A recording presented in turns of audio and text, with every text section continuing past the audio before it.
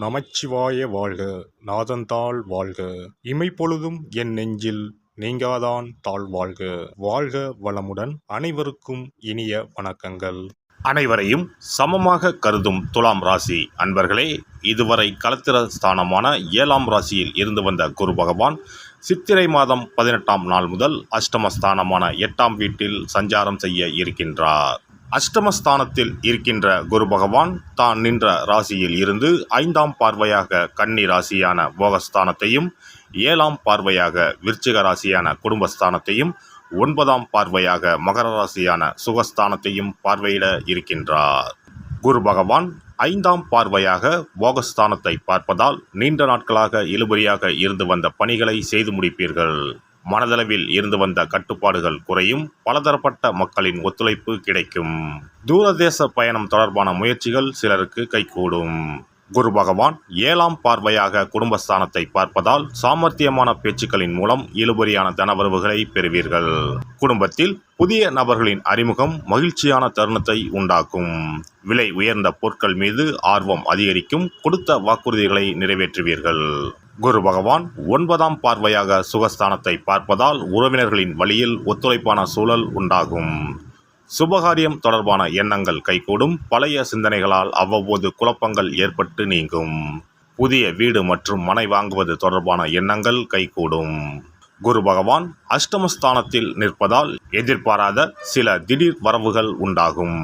வழக்கு தொடர்பான விஷயங்களில் திருப்பங்கள் ஏற்படும். இனம் புரியாத சிந்தனைகளால் மனதளவில் குழப்பம் உண்டாகும்.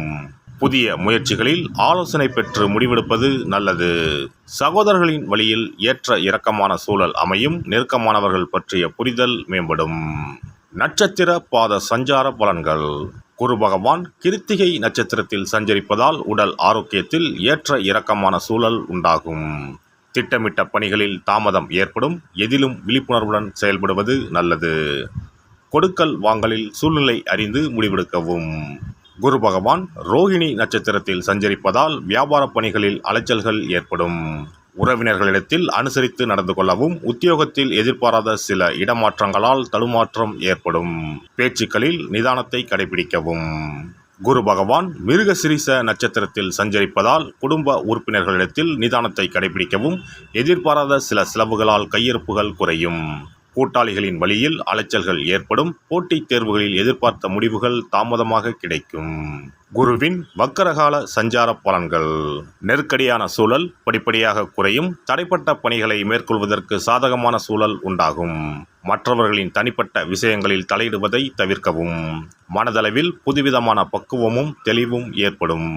பெண்களுக்கு தன வரவுகளில் இருந்து வந்த நெருக்கடிகள் குறையும். குடும்பத்தில் மகிழ்ச்சியான சூழல் அமையும். உங்கள் கருத்துகளுக்கு உண்டான மதிப்பு கிடைக்கும். உடல் ஆரோக்கிய பிரச்சனைகள் கட்டுப்பாட்டுக்குள் வரும். புதிய வாகனம் வாங்குவது தொடர்பான எண்ணங்கள் கைகூடும். ஆன்மீகம் தொடர்பான பயணங்களை மேற்கொள்வதற்கான சூழல் சாதகமாக அமையும். மாணவர்களுக்கு கல்வியில் புதிய வாய்ப்புகள் கிடைக்கும். பாடங்களில் இருந்து வந்த குழப்பங்கள் விலகும். மறதி தொடர்பான பிரச்சனைகளுக்கு தீர்வு ஏற்படும். தாய் வழியில் சரியான வழிகாட்டுதல் மூலம் மாற்றம் உண்டாகும். கலை சார்ந்த கல்வியில் தனிப்பட்ட ஈர்ப்புகள் ஏற்படும். உத்தியோகஸ்தர்களுக்கு உத்தியோகத்தில் ஒருவிதமான ஆர்வமின்மை உண்டாகும். சில பணிகளில் மற்றவர்களை நம்பியிருக்காமல் நீங்களே முடிப்பது நல்லது. சில விஷயங்களில் அனுபவ அறிவை பயன்படுத்துவது மேன்மையை உண்டாக்கும். உடன் இருப்பவர்களின் ஒத்துழைப்பு குறைவாகவே கிடைக்கும். மற்றவர்களின் செயல்பாடுகளால் மனதில் ஒருவிதமான குழப்பமும் தடுமாற்றமும் ஏற்படும். வியாபாரிகளை பொறுத்தவரை வியாபார பணிகளில் முயற்சிக்கேற்ப முன்னேற்றம் உண்டாகும். உடன் பிறந்தவர்கள் ஆதரவாக இருப்பார்கள். தகவல் தொடர்பு சாதனங்களின் மூலம் ஆதாயம் அடைவீர்கள். சில நுட்பமான விஷயங்களை புரிந்து கொள்வீர்கள். கூட்டாளிகளின் வழியில் ஆதரவுகள் மேம்படும். வியாபார அபிவிருத்திக்கான உதவிகள் சிலருக்கு சாதகமாக அமையும். கலை சார்ந்த துறைகளில் இருப்பவர்களுக்கு தனவரவுகளில் இருந்து வந்த தாமதங்கள் குறையும். பேச்சு வன்மையால் காரிய அனுகூலம் உண்டாகும். பயணங்களின் மூலம் எதிர்பார்ப்புகள் நிறைவேறும். வித்தியாசமான செயல்பாடுகளின் மூலம் பலரின் கவனத்தை ஈர்ப்பீர்கள். அரசியல்வாதிகளுக்கு திறமைகளை வெளிப்படுத்த வாய்ப்புகள் கிடைக்கும். போட்டிகளை சாமர்த்தியமாக வெற்றி கொள்வீர்கள். உடன் இருப்பவர்களின் எண்ணங்களை புரிந்து கொண்டு அதற்கு தகுந்த விதத்தில் சூழ்நிலைகளை உருவாக்கி கொள்வீர்கள். நண்பர்களின் வழியில் அனுகூலமான வாய்ப்புகள் ஏற்படும். இந்த குரு பெயர்ச்சியால் பேச்சுக்களின் மூலம் உறவினர்களின் ஒத்துழைப்பையும் புதிய அனுபவ அறிவால் முன்னேறுவதற்கான வாய்ப்புகளையும் உருவாக்குவீர்கள்.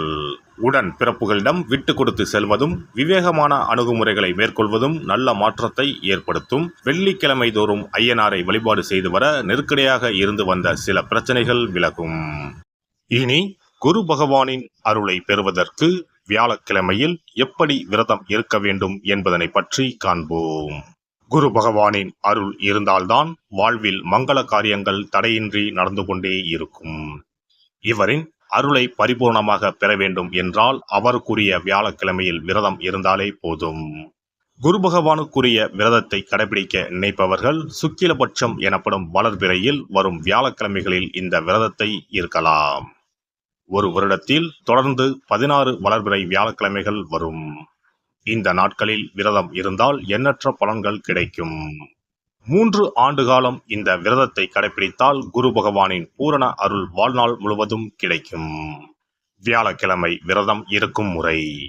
வியாழக்கிழமை அன்று அதிகாலையில் எழுந்து குளித்து மஞ்சள் நிற ஆடை அணிந்து உறுதியாக விரதம் இருக்க வேண்டும். அருகில் உள்ள கோவிலின் நவகிரக சன்னதிக்கு சென்று குரு பகவானுக்கு சந்தனம், மஞ்சள் போன்றவற்றை கொண்டு அபிஷேகம் செய்ய வேண்டும். பிறகு குங்குமப்பூ கலந்த பசும்பாலை கொண்டு குரு பகவானுக்கு அபிஷேகம் செய்து வழிபட வேண்டும். மஞ்சள் நிற பூக்கள் சாற்றி மஞ்சள் நிற இனிப்புகளை நைவேத்தியம் செய்து வழிபட வேண்டும். மாலை நேரத்தில் மஞ்சள் நிற இனிப்புகள், ஆடைகள் போன்றவற்றை வறுமை நிலையில் இருப்பவர்களுக்கு தானமளிப்பது நல்லது.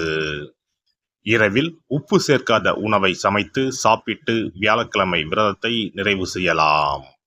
குரு பகவானை வழிபடும் முறை.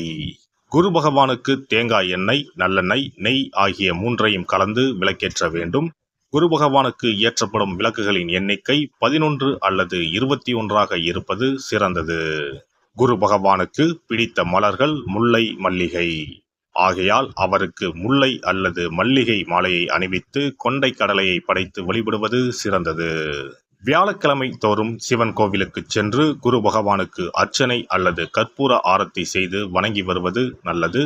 ஆலயங்களில் நவகிரக மூர்த்திகளிடையே உள்ள குருவுக்கு வியாழன் அன்று கொண்டை கடலை மாலை சாற்றி முல்லைப்பூ, சாமந்திப்பூ மற்றும் மஞ்சள் நிற மலர்களால் அர்ச்சித்து வழிபடுவது நன்மை தரும். வியாழக்கிழமை தோறும் கொண்டை கடலை, சுண்டல், மஞ்சள் வாழைப்பழம், தேன், சர்க்கரை, கற்கண்டு மற்றும் இதர இனிப்பு பொருட்கள் இவற்றில் ஏதேனும் ஒன்றை நைவேத்தியமாக படைத்து வழிபட வேண்டும். குரு பகவானுக்குரிய வளர்பிறை வியாழக்கிழமை விரதத்தை முறையாக மேற்கொள்பவர்களுக்கு வாழ்வில் பல யோகங்கள் ஏற்படும். சரியான காலத்தில் திருமணம் நடக்கும். ஜாதகத்தில் குரு கிரக தோஷம் இருப்பவர்கள் இந்த விரதத்தை கடைபிடித்தால் தோஷங்கள் நீங்கும். தொழில் வியாபாரங்களில் சரியான வருமானம் இல்லாதவர்கள், குடும்ப பொருளாதார நிலை சிறப்பாக இல்லாதவர்கள் இந்த விரதத்தை மேற்கொள்வதால் குரு பகவானின் அருள் கிடைக்கப் பெற்று தொழில் வியாபாரங்களில் செல்வ வளம் பெருகும். எல்லாம் வல்ல இறையருளால் நீங்களும் உங்கள் அன்பு குடும்பமும் உடல் நலம், நீலாயுள், நிறை செல்வம், உயர் புகழ், மெய்ஞானம் ஓங்கி வாழ்க வளமுடன். இந்த வீடியோ பதிவு உங்களுக்கு பிடித்திருந்தால் லைக் பண்ணுங்க, கமெண்ட் பண்ணுங்க, ஷேர் பண்ணுங்க, மறக்காம சப்ஸ்கிரைப் பண்ணுங்க, பக்கத்துல இருக்கிற பெல் பட்டனை கிளிக் பண்ணுங்க. நன்றி, வணக்கம். ஓம் நமச்சிவாய. சிவாய நம.